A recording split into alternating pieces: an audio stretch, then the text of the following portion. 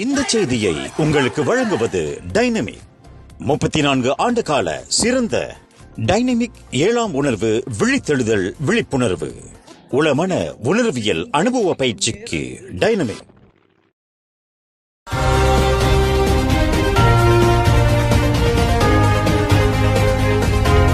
வணக்கம். திசைகளின் 5 மணி செய்திகள். சமூக வலைத்தளம் மட்டுமின்றி பிரச்சாரத்தை விளம்பரப்படுத்தக்கூடிய அனைத்து அணுகுமுறைகளையும் கையாள தயார். சனுசி பகிரங்கமாக அறிவித்தார். வருகின்ற ஜூலை 6ஆம் தேதி சுங்கைபக்காப் சட்டமன்ற இடைத்தேர்தலை முன்னிட்டு நடைபெறுகின்ற பிரச்சாரத்தில் சமூக வலைதளங்கள் மட்டுமின்றி பிரச்சாரத்தை விளம்பரப்படுத்த உதவும் அனைத்து அணுகுமுறைகளையும் பரிகாத்தா நேஷனல் கட்சி பயன்படுத்த தயாராக உள்ளது. சமூக ஊடகங்களில் பதிவேற்றப்படும் பரிகாத்தா நேஷனல் தொடர்பான உள்ளடக்கத்தை சில கட்சியினர் தடுக்க தொடங்கியிருப்பதாக பரிகாத்தா நேஷனல் தேர்தலின் இயக்குநர் டத்தோஸ்ரீ முகமது சனுசி மன்னோர் தெரிவித்தார்.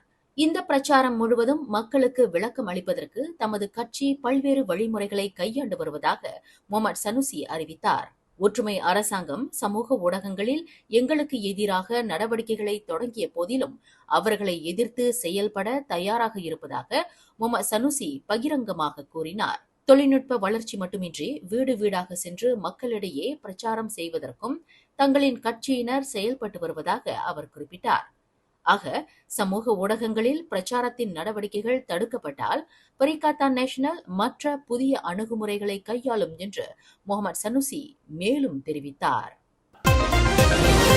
நாட்டின் முன்னாள் கல்வி அமைச்சரான மூசா முகமது தமது 81வது வயதில் புற்றுநோயின் காரணமாக நேற்று சனிக்கிழமை இரவு 7:12 மணியளவில் காலமானார். பகாண்டாத்தோவில் பிறந்து வளர்ந்த மூசா முகமது 1999ஆம் ஆண்டிலிருந்து 2004ஆம் ஆண்டு வரையில் கல்வி அமைச்சராக பதவி வகித்த முதல் அரசியல்வாதியற்றவர் ஆவார். இவர் 1982ஆம் ஆண்டு முதல் 1995ஆம் ஆண்டு வரை USM எனப்படும் மலேசிய அறிவியல் பல்கலைக்கழகத்தில் வைஸ் சான்சலராக இருந்தார். பின்னர் பல்லூடகத்துறை பல்கலைக்கழகத்தின் தலைவராக பொறுப்பேற்றதுடன் UCSI பல்கலைக்கழகத்தின் கவுன்சிலராகவும் பணியாற்றி வந்தார். மருத்துவ அறிவியல் மற்றும் பொறியியல் துறையில் பல்கலைக்கழகத்தின் வலுவான அடித்தளத்தை அமைப்பதற்கு மூசா முகமது ஆற்றிய பங்களிப்பு அளப்பரியது என்று USM பல்கலைக்கழகத்தின் மூத்த துணை பதிவாளர் முகமது அப்துல்லா கூறினார். மூசா முகமதின் உடல் இன்று நல்லடக்கம் செய்யப்பட்டது. நெகிரி சம்பிலான் பஹாவ் அருகிலுள்ள குவந்தான் சிகாமாட் சாலையில் சுற்றுலா பேருந்து மற்றும் ட்ரெய்லர் விபத்துக்குள்ளாகியதில் 3 உயிர் இழந்த வேளை 36 பேர் படுங்காயத்திற்கு ஆளாகினர்.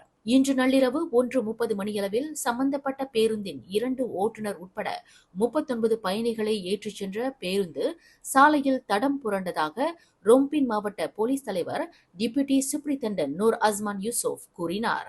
மலாக்கா ஜராம் மஸ்ஜித் தானா தேசிய பள்ளியில் இருந்து திரங்கானுவிற்கு ஆசிரியர் மற்றும் மாணவர்களுடன் ஒரு பள்ளி நிகழ்ச்சிக்கு சென்று கொண்டிருந்த போது அந்த பேருந்து வேக கட்டுப்பாட்டை இழந்து ட்ரெய்லருடன் விபத்துக்குள்ளாக்கியதாக நூர் அஸ்மான் தெரிவித்தார். இவ்விபத்தில் 48 வயது அஸ்னாத்துல் அடிலா ஹசான், 29 வயது முகமது அடி ஹசான் உட்பட 60 வயது ஹம்சா அமட் ஆகிய ஆசிரியர்கள் உயிர் இழந்ததுடன் பலத்த காயங்களுக்கு ஆளாகியவர்கள் ரொம்பின் முவாட்சம் ஷா மற்றும் குவந்தான் துங்கு அம்புவான் அப்சான் ஆகிய மருத்துவமனைக்கு கொண்டு செல்லப்பட்டதாக நூர் அஸ்மான் கூறினார்.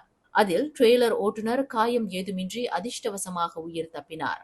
சாலை போக்குவரத்து சட்டம் 1987இன் 41(1) பிரிவின் கீழ் இதுகுறித்து விசாரணை மேற்கொள்ளப்பட்டு வருவதாக அவர் விவரித்தார்.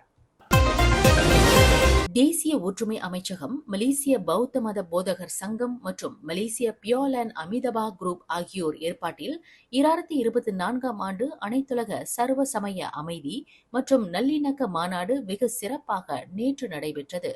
சமூக வளர்ச்சியை மேம்படுத்துதல் மற்றும் இணைந்து ஈடுபடுதல் என்ற கருப்பொருளுடன் சாத்தியமான பிளவுகளை கடந்து உயர்வதற்கு நல்லிணக்கத்தை பிரதான நோக்கமாக கொண்டது இந்த மாநாடாகும்.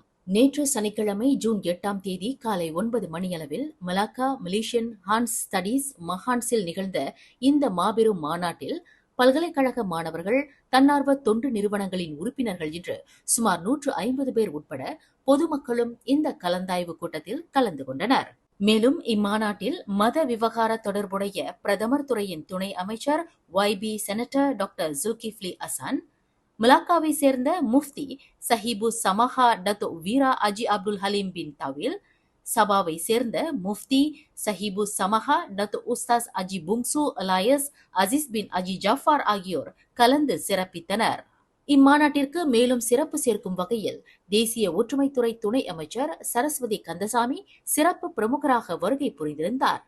மலேசிய மடானியின் கொள்கையானது நாட்டின் அமைதி மற்றும் ஒற்றுமை நிறைந்த உலகை உருவாக்குவதற்கான ஒருமைப்பாட்டை கொண்டிருப்பதுடன் மற்ற நாடுகளுக்கு மலேசியா ஒரு முன் உதாரணமாக திகழ்கிறது என்கிறார் துணை அமைச்சர் Saraswati Kandasamy. Malaysia has been a good example of religious pluralism, but undeniably we have good unity and harmony which can be seen by the various leaders of different faith being here and trying to promote harmony and unity as one spirit.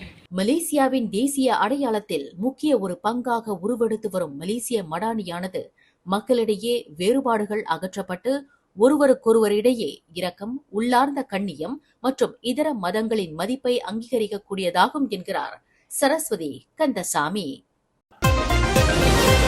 Shah Alam IDCC மண்டபத்தில் இன்று ஞாயிற்றுக்கிழமை 3வது நாளாக நடைபெற்று வரும் grand Indian wedding expo 2024 பார்வையாளர்களின் எண்ணிக்கை தொடர்ந்து அதிகரித்த வண்ணமாகவே உள்ளது. வெட்டிங் ஃபீவர் ஒருங்கிணைப்பில் திருமண ஏற்பாட்டிற்கான மிக சிறந்த கண்காட்சியாக அமைந்துள்ள கிராண்ட் இந்தியன் வெட்டிங் எக்ஸ்போவில் வாடிக்கையாளர்களின் மனம் கவரும் வகையில் மிக பிரம்மாண்டமாக ஏற்பாடு செய்யப்பட்டுள்ளது.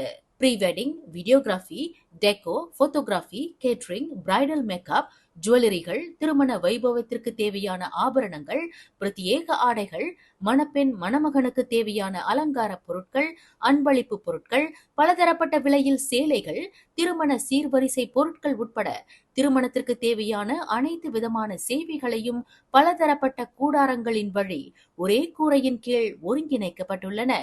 காலை 11 மணி தொடங்கி இரவு 10 மணி வரை நடைபெறும் இந்த 3 நாள் மாபெரும் கிராண்ட் இந்தியன் வெட்டிங் எக்ஸ்போ கண்காட்சி இன்று ஞாயிற்றுக்கிழமை முடிவடையவிருக்கிறது.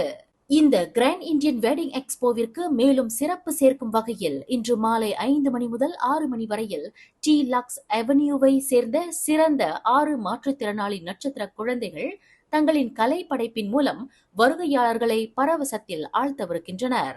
வருகையாளர்களை தொடர்ந்து மகிழ்ச்சியில் ஆழ்த்தி வரும் கிராண்ட் இந்தியன் வெட்டிங் எக்ஸ்போவில் உங்கள் வருகையை உறுதி செய்ய இன்று மட்டுமே எஞ்சி இருப்பதை நினைவில் கொள்ளுங்கள். நெகிரி சிம்பிலான் பஹாவ் சந்திப்பிற்கு அருகிலுள்ள ஜலான் குவாந்தான் சிகாமாட் சாலையில் சுற்றுலா பேருந்து மற்றும் ட்ரெய்லர் விபத்துக்குள்ளாகி 3 பேர் உயிர் இழந்த வேளை 36 பேர் படுகாயத்திற்கு ஆளாகியுள்ள சம்பவம் தொடர்பில் அதன் முழு அறிக்கைக்காக கல்வி அமைச்சகம் காத்திருக்கிறது. இச்சம்பவத்தை எண்ணி தாம் வருத்தமடைவதாகவும் சம்பந்தப்பட்ட ஆசிரியர்களின் குடும்பத்தினருக்கு ஆழ்ந்த இரங்கலை தெரிவித்துக் கொள்வதாகவும் கல்வி அமைச்சர் ஃபட்லினா சிடேக் தெரிவித்தார். இந்த விபத்து குறித்த காரணத்தை கண்டறிவதற்கு தமது தரப்பு முழுமையான அறிக்கைக்கு காத்திருப்பதுடன் அது கிடைக்க பெறுவதற்கு அனைத்து நடவடிக்கைகளையும் மேற்கொண்டு வருவதாக ஃபட்லினா சிடேக் கூறினார். மேலும் மருத்துவமனையில் அனுமதிக்கப்பட்டிருக்கும் ஆசிரியர்களின் நலன் குறித்து கண்காணித்து வருவதாக ஃபட்லினா சிடேக் அறிவித்தார்.